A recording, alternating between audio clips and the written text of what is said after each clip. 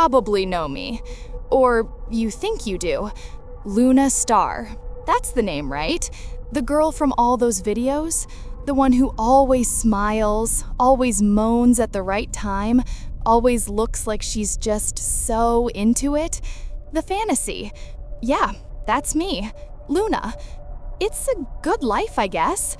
This house, all mine. Tucked away in the hills, all glass and white marble, where nobody can just show up. Very stylish. Very empty. I like it that way. The surfaces are cold, easy to clean. It's not a home, it's a facility, a studio. My job is, well, you know what my job is. I'm a performer. That's the polite word for it. I'm the girl every guy thinks he wants, the one they watch when they're alone in the dark. I stare into a camera lens, I fake a feeling, and in return, I get this glass box, this isolation. But Luna isn't real. She's a product, a thing, a collection of optimized angles and pre-recorded sounds designed for maximum user engagement. I am Akana, and Akana has a different hobby, a purpose. Look, I didn't start out this way. I'm smart. I love art. I really did. I still do. I used to paint. I loved the smell of turpentine and oil, the feeling of building something real, something with texture, something that was mine. I actually thought I was in control when I started this. I thought it was just another performance, my choice, my art. But after years of being looked at, God, not even looked at, looked through, like I wasn't a person, just a collection of parts, a tool, a mouth, a pair of tits, a function. You have no idea what that does to your head. To have millions of men look at you, but not one of them actually see you. They just see what they want. They just see a thing. My biggest fear for the longest time, was that they were right. That I'd wake up one day and Akana would be gone, and only this object would be left. That I'd be nothing but what they wanted me to be, a doll with dead eyes waiting for a hand to pick it up. But then I realized something. I found a new kind of art, my real art. I decided I wasn't going to be the object anymore. I was going to be the artist, and they were going to be my material. It's funny, they always think they're in charge. They're so sure of it. In their little rooms with their laptops, they're the ones using me. Especially in that final second, that one single moment of release, the moment they climax. They look so ugly, so empty, slack-jawed and stupid, and in that second, right before they go, they finally see me. Not Luna, me. By then, it's always too late. My studio is clean. The white marble floors are spotless. It's almost ready for the next one. I make myself a green tea. My house is so quiet. Just the sound of the water boiling. It's peaceful. This is the part of the job I actually like. The admin. I sit at my big glass desk, overlooking the canyon. Nobody can see in. I open the laptop, not the work one, the other one, and I go fishing. The DMs, the forums, the comment sections under my videos, it's a sewer, a roaring digital river of filth and desperation. Hundreds of messages. Luna, I love you. Luna, you're my goddess. Luna, I want to insert thing that would make a normal person sick. They don't even know me. They're just talking to a screen. They're shouting their needs into a void, and I'm the one who listens. But most of them are just noise.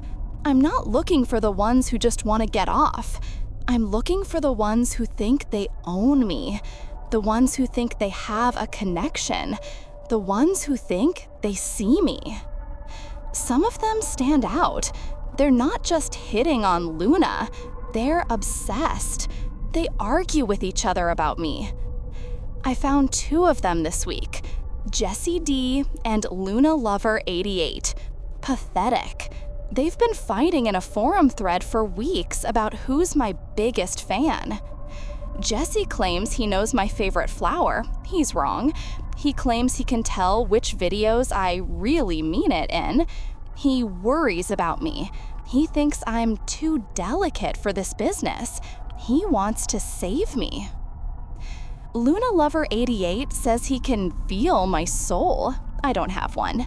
He writes these long, rambling posts about our cosmic connection.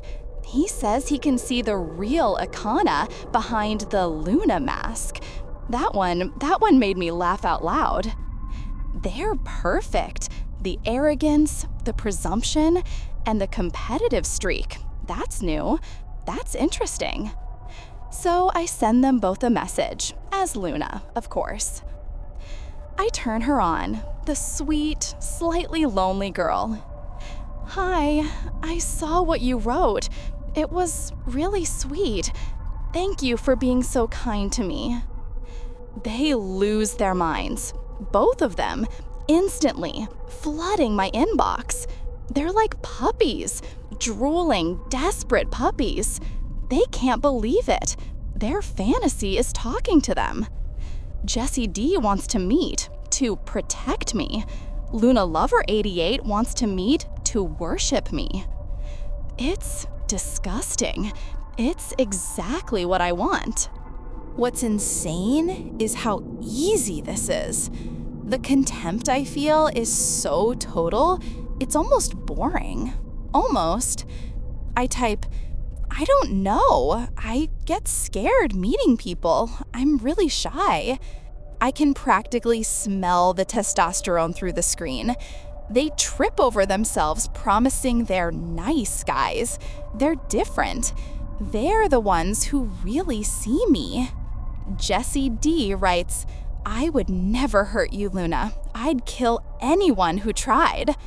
Luna Lover 88 writes, my only wish is to be in your presence. I'm not like other guys. I respect you. They're just the same guy. 2 halves of the same stupid, predictable coin. This is the best part. The little brushstroke that makes the painting. I float the idea. I'm having a small get-together, just me. But maybe, if you're both here, I don't know, it feels safer with 2 friends. I sip my tea. I wait. The 3 little dots appear, disappear, appear. They're thinking. I know exactly what they're thinking. They're not thinking about my safety. They're thinking, a threesome with Luna Star. My heart isn't racing. I'm not scared. I'm just focused. It's like stretching a canvas before you paint. I'm watching these 2 idiots fight over who can protect me better, agreeing to come together. They think they're teaming up. They think they're about to have the night of their lives. The arrogance, the sheer blind stupidity of it. That's the real horror, isn't it? The investigation is just me confirming the details. This is where Akana, the smart one, takes over. I do a real background check, not a quick one. I'm meticulous.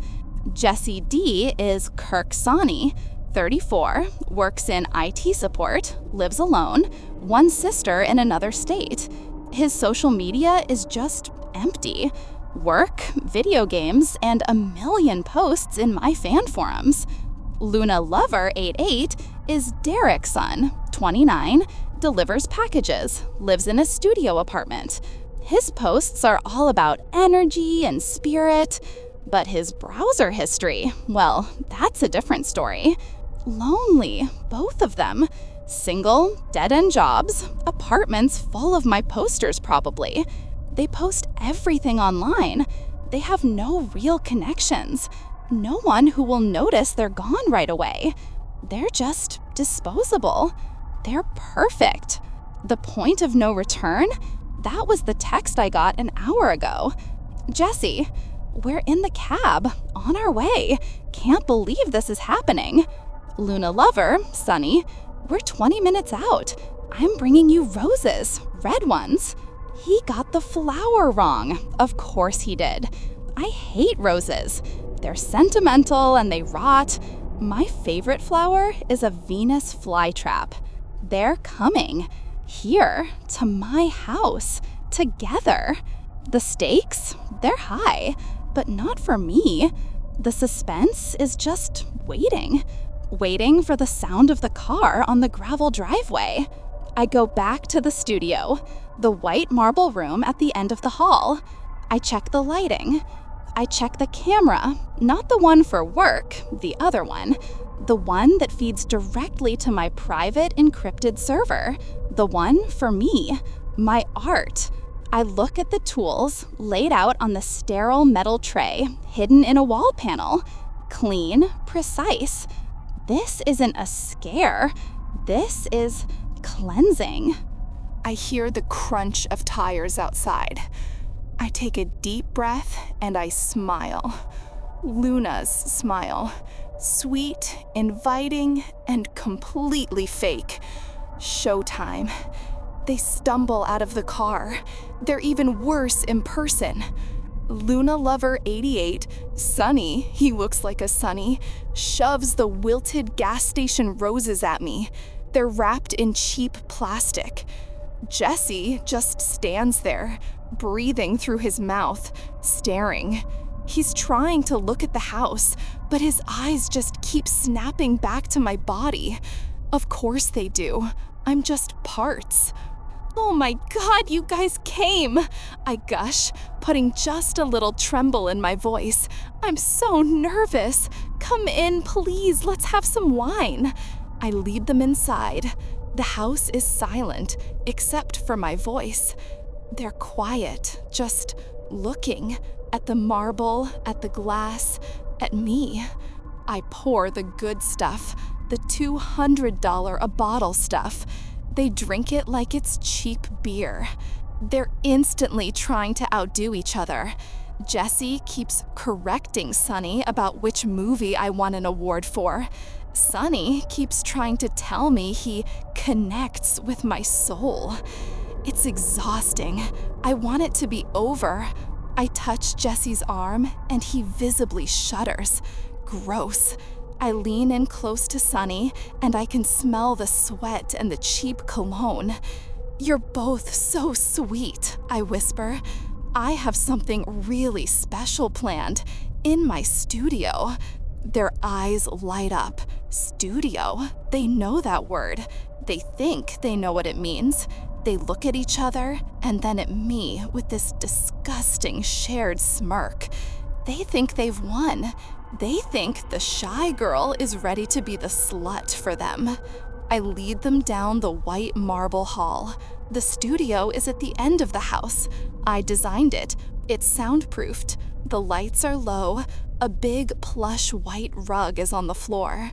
Why don't you get comfortable? I say, pouring more wine. Just relax. This batch has a little extra. Colorless, odorless. They're clumsy, fumbling over each other. They start unbuttoning their shirts before I've even sat down. You're even hotter in person, Luna, Jesse says, his voice thick. He lunges a little, tries to grab my waist. I step back, laughing, Luna's laugh. Not yet, we have all night. Sunny is slower. He's swaying. You're a goddess, he slurs. He's the first to go, slumping onto the rug like a sack of laundry. Jesse looks at him, confused. Lightweight, he mutters, but as he tries to stand, his own legs buckle. What's... This is the moment. The smile drops. The Luna mask evaporates. I just stand there, watching them. Jesse's eyes go wide. The lust is gone. Now it's just confusion. And then it hits him. Pure, ice-cold panic. What's wrong, Luna? He stammers. He's on his hands and knees, trying to crawl, but his limbs won't obey. She's not here, I say. My voice is different now, the one I use for myself, cold and flat. I walk over to the wall and slide open a panel. The sterile metal tray is inside. They can't move. They can only watch. Sunny is making these awful, wet, sobbing sounds. Please, chokes out. Please, we love you. Love me? I pick up the first tool. You don't even know me. You love a thing, a fantasy you downloaded. You wanted to worship me. You wanted to protect me. I walk over to Jesse. He's collapsed on the white rug. He looks like a bug. You're not what? He gasps. I'm not what? Not your fantasy? I crouch down so my face is inches from his. His eyes are screaming. This is the part I love, the part my other camera is for. You don't get it, do you? You never did. You thought you were the ones in charge. I lean in close so he can feel my breath on his cheek. You're just an object, a thing for me to use. He tries to scream, but it's just a gurgle. Sunny is already gone, coward. He choked on his own terror, his eyes wide open, staring at nothing. But Jesse is still here. He's watching me. And for the first and last time in his miserable life, he is finally seeing a real person. Not a doll, not a fantasy. Me. I watch the light go out of his eyes. I watch him become nothing. And in the absolute quiet of the room, I feel calm. The cleanup takes 3 hours. It's the worst part, but it has to be perfect. I'm meticulous. I'm a professional. I put on the suit, the gloves. The plastic sheeting was already under the rug, of course. I always plan for that. I work quickly, logically. There isn't a single drop on the marble. The rug is gone. The tools are cleaned and sterilized. The air filtration system hums, scrubbing the smell of bleach and them from the air. The studio is sterile again, white and clean, ready. I take a shower. The water is scalding hot. I scrub my skin until it's raw, washing Luna off, washing them off. I wash away the feel of Jesse's shudder, the smell of Sunny's cologne. I put on a clean silk robe and make another green tea. My hand doesn't shake. I'm not buzzing. I'm just balanced. The scales are level again.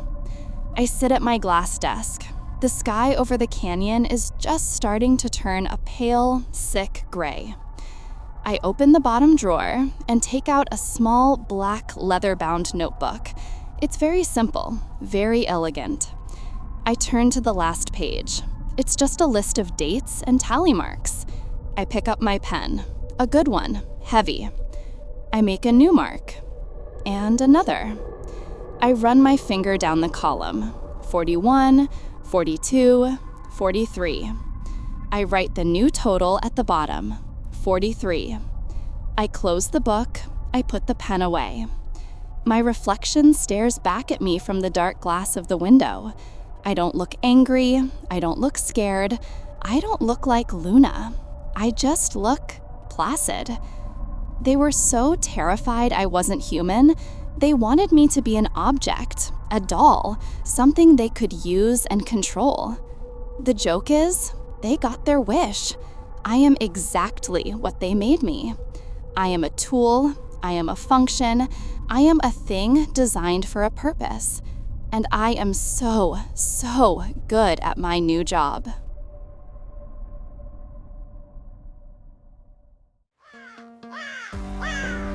The horrors linger. Thank you so much for watching or listening. By liking and subscribing, you're helping me summon the next chilling tale from the shadows. Join our community of the brave and prepare for what's to come.